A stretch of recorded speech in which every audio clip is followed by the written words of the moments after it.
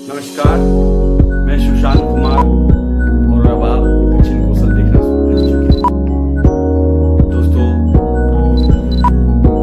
विद्वानों की माने तो योग प्राचीन भारतीय ऋषि मुनियों और तत्ववेत्ताओं द्वारा प्रतिपादित एक विशिष्ट आध्यात्मिक प्रक्रिया है।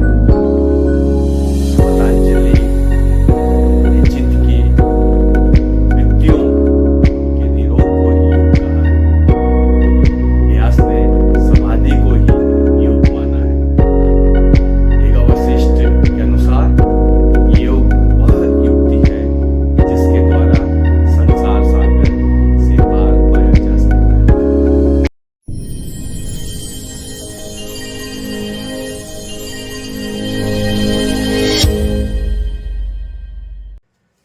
इन सब बातों का कहने का तात्पर्य यह है कि हाल ही में छत्तीसगढ़ के डोंगरगढ़ क्षेत्र में आपने एक योग गुरु तरुण अग्रवाल की कारस्तानियों के बारे में सुना होगा। अभी वो जेल के शिक्षों के अंदर हैं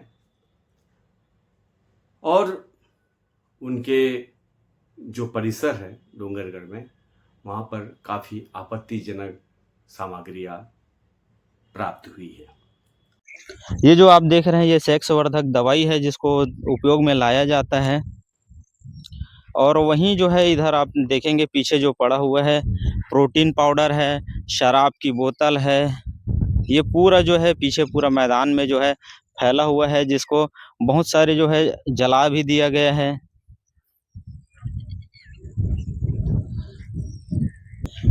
ये गड्ढा आप देख सकते हैं कि ये जो है यहाँ अभी ताज़ा जो है आग लगाया गया है। यहाँ अभी भी जो है धुआं उठ रहा है।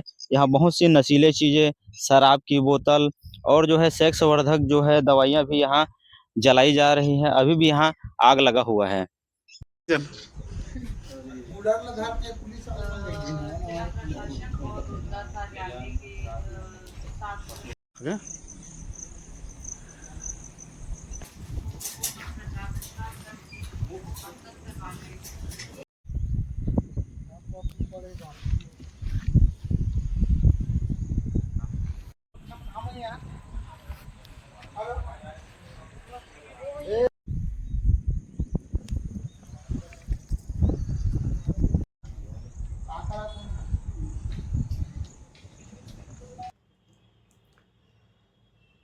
योग और दर्शन का हमारे भारतीय संस्कृति और सभ्यता में महत्वपूर्ण स्थान है।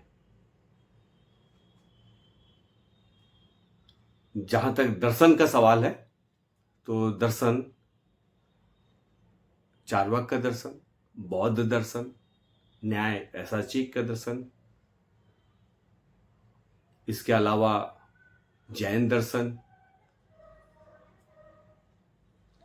और तमाम ऐसे 9 दर्शन, उसके अलावा विश्व में ग्रीक दर्शन,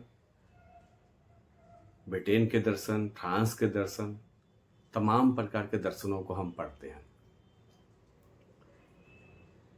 दर्शन वास्तव में व्यक्ति की उत्पत्ति, यानी मनुष्य की उत्पत्ति, दुनिया की उत्पत्ति, ब्रह्मांड, आत्मा, परमात्मा, आकार, निराकार, निर्गुण, सगुण, इन तमाम सवालों का जवाब दर्शन देता है। और भारत में दर्शन संस्कृत से हम लेकर आते हैं बाहर, जिसमें हम वेद, वेदांत और उपनिषद के जो दर्शन हैं उन दर्शनों को भी पढ़ते हैं। उसके बाद चार्वाक और लोकायत के दर्शन को भी पढ़ते हैं हम। बौद्ध दर्शन, जैन दर्शन, सौतांत्रिक दर्शन, न्याय वैशेषिक दर्शन, ऐसे ढेरों 9 से ज़्यादा दर्शन के शाखाएं भारतीय दर्शन में हम पढ़ते हैं। बड़े बड़े विद्वान हुए हैं दर्शन में। बौद्ध जो दर्शन है वो सबसे गहरा दर्शन में मैं देखता हूँ। वैसे ही जैन दर्शन सबसे व्यवहारिक दर्शनों में गिना जाना चाहिए। ग्रीक दर्शन को पढ़े बिना आप भारतीय दर्शन का परिष्कार नहीं कर सकते। ग्रीक के सारे दार्शनिक गणितज्ञ रहे हैं। उनका दर्शन पूरे दुनिया को बदलने में हमें मदद करता है।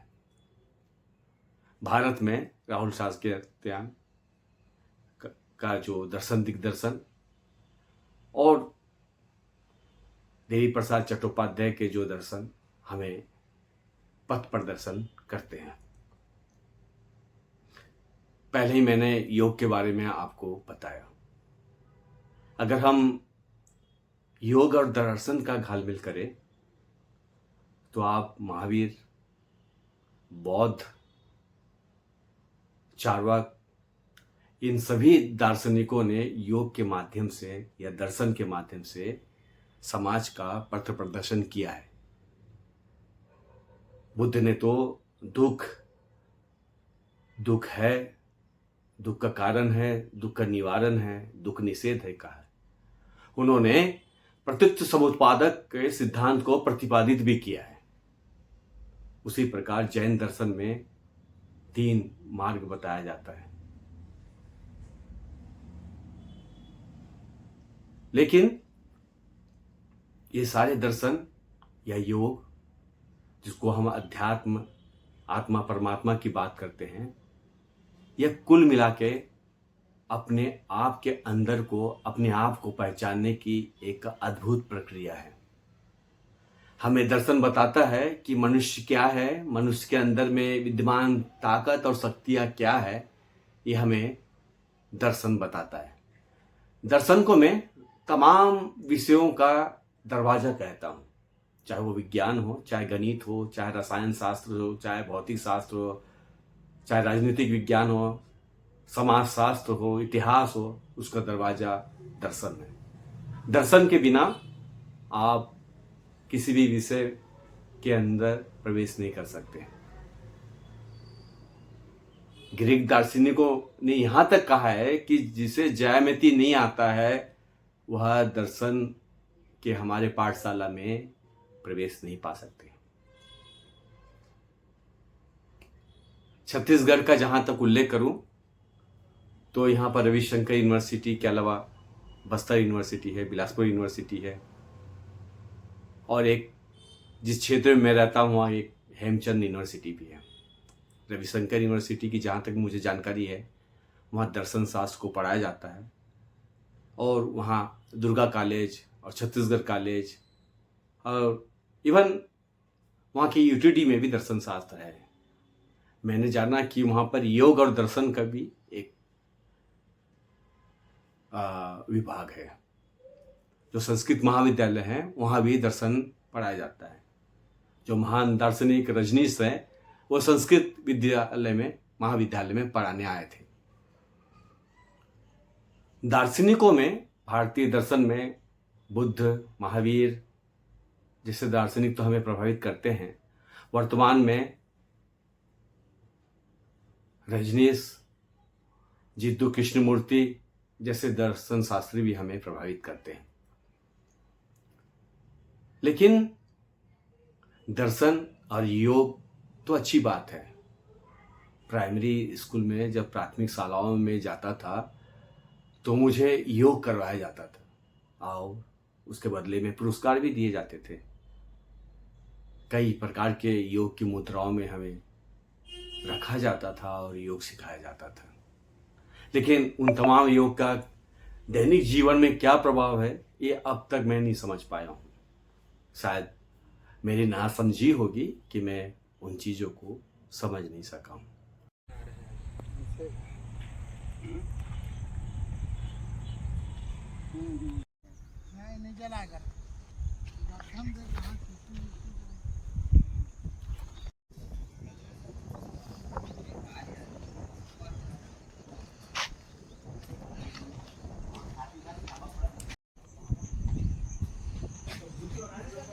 कई लोगों को मैंने योग करते हुए मरते हुए देखा है, खबर भी है हमारे बीच। लगातार योग और दर्शन के बीच के जो घालमेल है वह योग सेक्स की तरफ आगे बढ़ रहा है। जैसे ही सेक्स के जो शिक्षा है वो हमारे समाज में वर्जित है, उसी प्रकार योग और दर्शन को भी वर्जित किया जा रहा है। हेमचंद यूनिवर्सिटी ने स्नातक स्तर पर दर्शन शास्त्र की शिक्षा प्राप्त करने की व्यवस्था रखी है और स्नातकोत्तर स्तर की जो शिक्षा की व्यवस्था थी वह निजी विद्यार्थियों के लिए थे और वो एमए दर्शन शास्त्र निजी मतलब प्राइवेट करते थे। लेकिन पिछले साल से बहुत ही शांति के साथ चुपके से इस विश्वविद्यालय ने दर्शन शास्त्र को स्नातकोत्तर स्तर में पढ़ने के लिए बंद कर दिया है। कारण गिनाया जा रहा है कि जो नई शिक्षा नीति है उस कारण से दिग्विजय कॉलेज के ऊपर बहुत सारा लोड हो गया। मैं जानना चाहूँगा और मेरा सवाल भी है कि आप अगर एक दिग्विजय कॉलेज एनएपी के तहत रिजर्व हो जाता है तो क्या स्नातकोत्तर स्तर की जो एमए की दर्शन शास्त्र की जो शिक्षा है उसे बंद कर देंगे? अगर आप बंद कर देंगे तो उसका सर्कुलर क्या है, उसका ऑर्डर क्या है? अभी तक इस विश्वविद्यालय के चक्कर लगाने के बाद भी और इस महाविद्यालय के दिग्विजय महाविद्यालय की चक्कर लगाने के बाद भी मुझे अब तक कोई नोटिफिकेशन नहीं मिल पाया है। यूनिवर्सिटी दिग्विजय कॉलेज की तरफ अपना गेंद को धकेल देता है, दिग्विजय कॉलेज यूनिवर्सिटी की तरफ अपने गेंद को उसके पाले में डाल देता है। मैंने दक्षिण कौशल की तरफ से इस दर्शन शास्त्र को शुरू करने के लिए पहल की है और सभी यहाँ के चांसलर, वाइस चांसलर, यहाँ के शिक्षा मंत्री, मुख्यमंत्री सभी को मैंने दर्शन शास्त्र को अविलंब शुरू करने के लिए आवेदन किया है, निवेदन किया है। अगर आप दर्शन शास्त्र को नहीं पढ़ाएंगे और आप सेक्स की जो एजुकेशन है वो बचपन से बच्चे को नहीं देंगे तो वो दिन दूर नहीं जिस प्रकार अब बलात्कार के बाद बच्चों को मार दिया जा रहा है, तो जितने भी योग गुरु है वह बहुत जल्द सेक्स की तरफ आगे चले जाएंगे।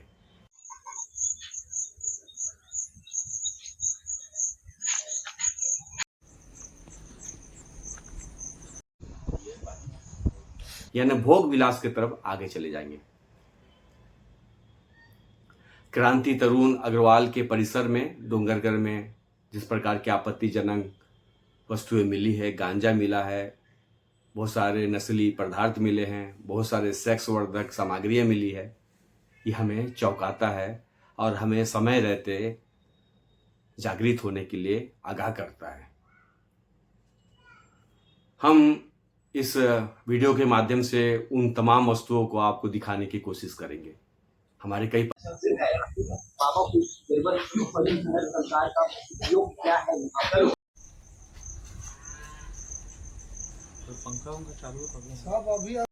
हम आपको बता दें कि पुलिस ने कल बहुत सारी यहाँ से नशीली पदार्थ और सेक्स वर्धक दवाई भी बरामद की है। जैसे कि अभी हमने स्क्रीन में आपको दिखाया है कि ये एक सेक्स वर्धक ही दवाई है, जैसे इसका इस्तेमाल करके पीछे फेंक दिया गया है ऐसा लगता है।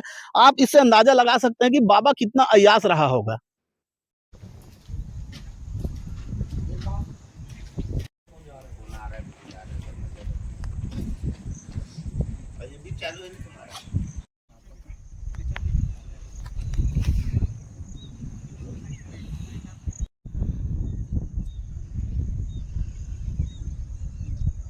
पत्रकारों ने उसे कवर किया है और देश के भी कई सारे पत्रकार उस परिसर को कवर किया है। तो यह वैसी कुंठा है कि अगर बच्चा आपसे सेक्स के बारे में जानकारी पूछता है और आप जानकारी नहीं देते हैं तो किसी और से पूछेगा और वह कि बहुत सारी गलतियों का शिकार हो जाएगा। हो सकता है कि वह शारीरिक शोषण का भी शिकार हो जाए। यही कारण है कि सेक्स की शिक्षा नहीं होने के कारण बच्चे असमय बलात्कार के शिकार हो रहे हैं और मारे जा रहे हैं। सिर्फ लड़कियां ही नहीं, लड़के भी घर के करीबी लोगों के सेक्स के शिकार हो रहे हैं। उसी प्रकार अगर आप दर्शन को नहीं पढ़ाएंगे, योग को खुलासा नहीं करेंगे, एक दिन अंतर्राष्ट्रीय योग दिवस मना लेंगे, तो तरुण अग्रवाल जैसे बहुत सारे योग शास्त्री हमारे बीच में व्यावसायिक रूप से चले आएंगे। कहा जाता है कि उनका गोवा में 20 सालों से योग के संबंध में कोई बड़ा अड्डा था जहाँ वो योग की शिक्षा देते थे। उसी प्रकार ये कई विश्व के अनेक क्षेत्रों से, अनेक देशों से उनका संबंध था और उन्हें योग की शिक्षा देते थे। थाना डूंगरगढ़ को पुलिस को लगातार सूचना मिल रही थी कि प्रज्ञागिरी पहाड़ी के आसपास एक फार्म हाउस है जहां पर असामाजिक तत्वों का जमावड़ा शाम को होता है, जिसके तारतम्य में थाना डूंगरगढ़ पुलिस द्वारा रेड कार्रवाई की गई और वहां के फार्म हाउस ओनर है योगी कांति अग्रवाल। उनके कब्जे से करीब 2 किलो के आसपास गांजा और चीलम जब्त हुआ, जो एनडीपीएस के तहत अपराध होने से प्रकरण विवेचना में लिया गया और जिनकी आज विधिवत गिरफ्तारी कर माननीय न्यायालय में पेश किया गया है। जी सर, पूछताछ में और कौन सी बातें जो निकल कर सामने आई हैं, जो अलग अलग राज्यों और देशों से उनका संपर्क बताया होना, ऐसा कुछ जानकारी निकल कर सामने आई? प्राथमिक रूप से उनसे पूछताछ किया गया तो उन्होंने बताया कि विगत 20 वर्षों से वो गोवा में निवासरत थे और विभिन्न यूनिवर्सिटी से उन्होंने योगा का उपाधि उन्होंने ली है और कुछ विदेशियों को भी वो ट्रेनिंग देने का काम करते थे और उसी प्लान में वो डूंगरगढ़ आए थे और यहाँ पर अपना योग आश्रम को डेवलप कर रहे थे। लेकिन उनके कब्जे से ये आपत्तिजनक वस्तु है, जितनी भी गांजा मिलने से उन पर कार्रवाई की गई है। हाल में हम देख रहे हैं कि जो सैलून है, जो स्पा है और योग के जो शालाएं हैं, वह योग सिखाने के नाम से अनाचार में उतर आते हैं और अधिकांश धर्म गुरुओं को हम इस मकर जाल में फंसते हुए देख चुके हैं। तो इस पर अविलंब अंकुश लगाने के लिए हमें बच्चों को सबसे पहले सेक्स की शिक्षा देनी होगी और जैसे जैसे वो मैच्योर्ड होते जाता है तो उन्हें योग और दर्शन की भी शिक्षा देनी होगी।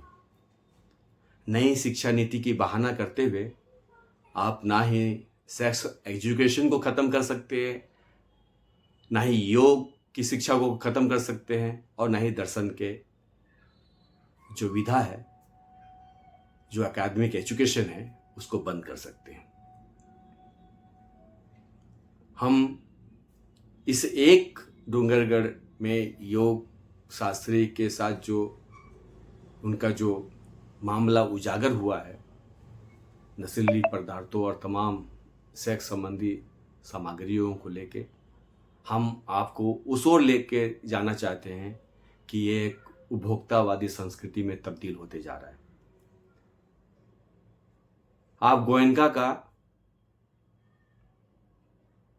मेडिटेशन शिविर देखे होंगे, इगतपुरी और छत्तीसगढ़ में कई जगह आपको मेडिटेशन की शिक्षा दी जाती है।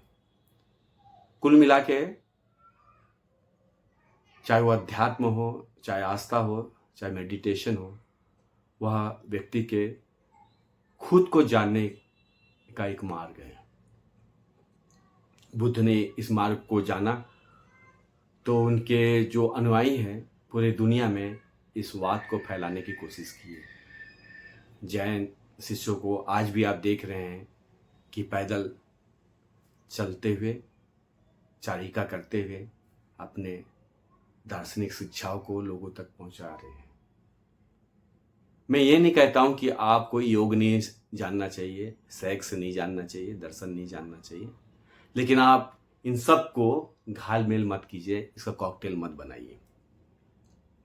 ये अलग अलग विधा है, जैसे ज्योतिषी या ज्योतिषी विज्ञान बोलते हैं, उसको समझने की जरूरत है, उसी प्रकार इसको भी जानने की जरूरत है।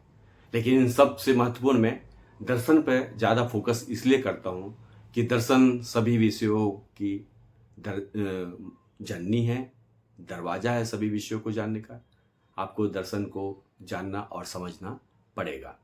अगर आप इन शिक्षा को स्कूलों में, प्राथमिक शालाओं में, माध्यमिक शालाओं में उच्चतर माध्यमिक शालाओं में, कॉलेज में, महाविद्यालय में, विश्वविद्यालय में पढ़ाने की व्यवस्था करेंगे तो मैं समझता हूँ कि सेक्स से संबंधित जो अपराध है, योग से संबंधित जो अपराध है, वो थमेगा। और जो दर्शन शास्त्र का अध्ययन करके अपराध की ओर बढ़ रहे हैं, वो भी थमेगा। और बहरहाल मैं चाहूँगा कि आप लगातार इस प्रकार के चीज़ों पर नज़र रखिए, अपने बच्चों को अपने करीबी लोगों के सेक्स अत्याचारों से बचाइए, ऐसे बाबाओं से बच के रहिए, अंधविश्वास से बच के रहिए, जातिवाद से बच के रहिए, धर्म के बीच के मतभेदों से बच के रहिए। और इन सब से बचने के लिए आपको मैं, चाहे वो वेद वेदांत और उपनिषद दर्शन की बात हो, भारतीय दर्शन की बात हो, ग्रीक दर्शन की बात हो, अंतर्राष्ट्रीय दर्शन की बात हो, तत्व मीमांसा ज्ञान मीमांसा की बात हो, तर्कशास्त्र की बात हो, नीति शास्त्र की बात हो, इन तमाम दार्शनिक विधाओं को पढ़ने का सुझाव दूंगा। और ये तभी इन सब चीज़ों से आप अध्ययन करके, ज्ञान हासिल करके इन तमाम अपराधों पर आप अंकुश लगा सकेंगे। और यह जो व्यवस्था है वह धीरे धीरे उपभोक्तावादी व्यवस्था की तरफ आगे बढ़ रहा है। हमें सावधान रहना है और एक दूसरे का ख्याल रखना है।